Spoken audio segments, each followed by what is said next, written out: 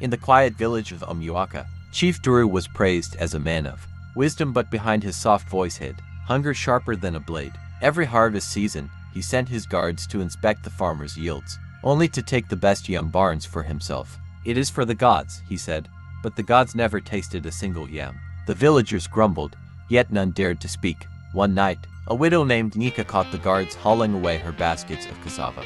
She screamed, but they only laughed, calling her a disrespectful woman. The next morning, the chief summoned her, pretending concern. "My daughter," he said sweetly, "you must respect tradition." She spat at his feet and walked away. The insult burned him like fire. That night, Chief Duru made a vow. "I will humble her." But the gods, who watched from the shadows, had their own vow to keep to humble him first. Chief Duru visited the old shrine at midnight, carrying a calabash of palm wine.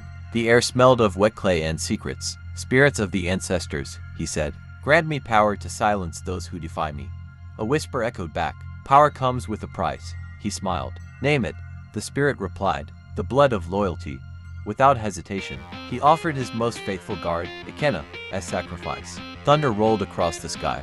By dawn, Ikenna was dead and Duru's barns overflowed overnight. The villagers called it a miracle, but Nika's eyes saw deeper. She began to dream of snakes wrapping around the chief's throne.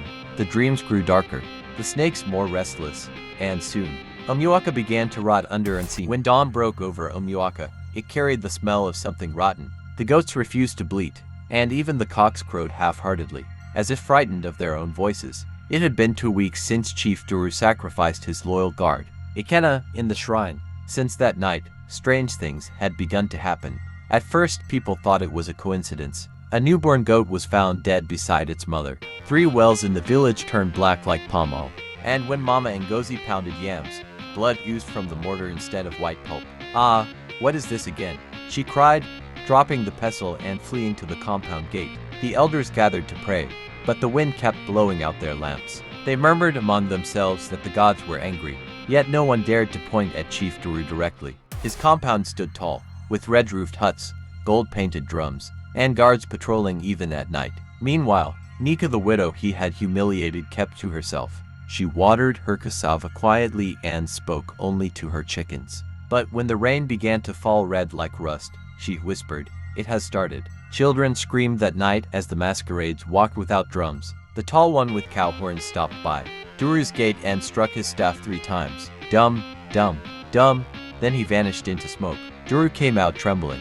"Who dares disturb my rest?" he shouted. Only the echoes answered. By morning, 5 of his guards were missing, their footprints leading straight into the forest, the same forest where he had spilled Ikenna's blood. By the second week, fear had eaten deep into Umuaka like termites in old wood. People whispered at night, but never too loud, for they believed the air itself carried Chief Duru's spies. The chief, however, seemed unbothered. He sat in his courtyard, chewing cola and drinking palm wine, while the villagers' crops wilted under a sun that no longer showed mercy. But one morning, everything changed. A child named Obina ran into the square screaming, "Chief Duru's yams have turned to bones." The villagers gathered at once. Indeed, the chief's barns were split open, and inside, instead of tubers, were rows of dry, white bones, human bones. Some still had bracelets on their wrists. A foul wind blew through the yard, carrying the stench of death. The villagers trembled. "These are the remains of those who went missing," someone shouted. Chief Duru's wives fainted. His youngest wife, Ades, wailed uncontrollably. "The gods are punishing us," she cried. For the first time, Duru's proud voice cracked. No one should spread this nonsense.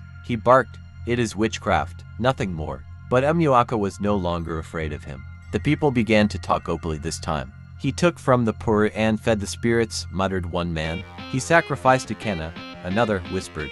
At dusk, they gathered at the village square with torches in hand. The oldest elder, Pakori, lifted his staff. "If our chief has called evil into Umuaka, then let the gods themselves judge him tonight."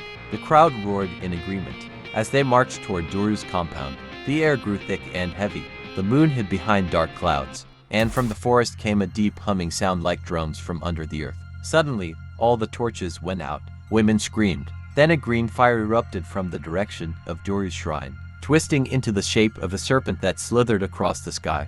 And inside his compound, Chief Duru began to scream a scream that echoed through every hut and made even the ancestors tremble in their graves. The villagers froze when Chief Duru's scream tore through the night. It wasn't the cry of a man.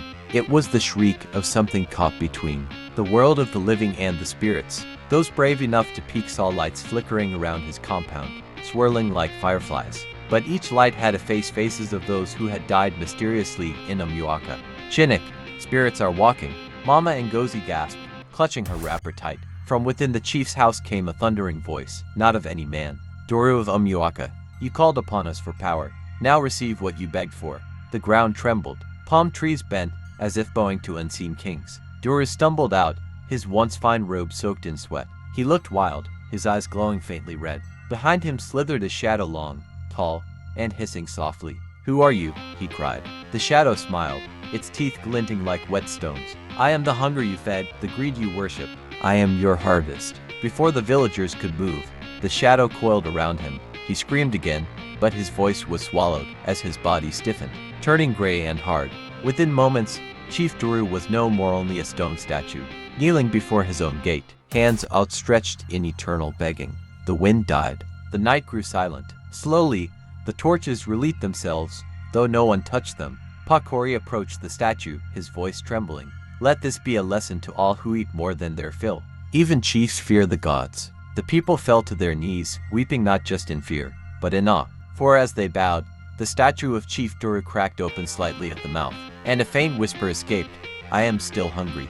Nika, watching from afar, drew a slow breath. Greed never dies, she murmured. It only waits for the next fool. And with that, the red rain ceased. The wells cleared. The yams began to sprout again in the fields. But from that day on, no one in Umuaka ever stored more food than they needed. And whenever thunder rolled across the village, they said, the greedy chief stirs in his stone sleep. Still, some nights, travelers swore they saw a tall figure walking near the shrine, dragging a sack behind him. And if you listened closely, you could hear the bones inside rattling softly like yams knocking against a basket.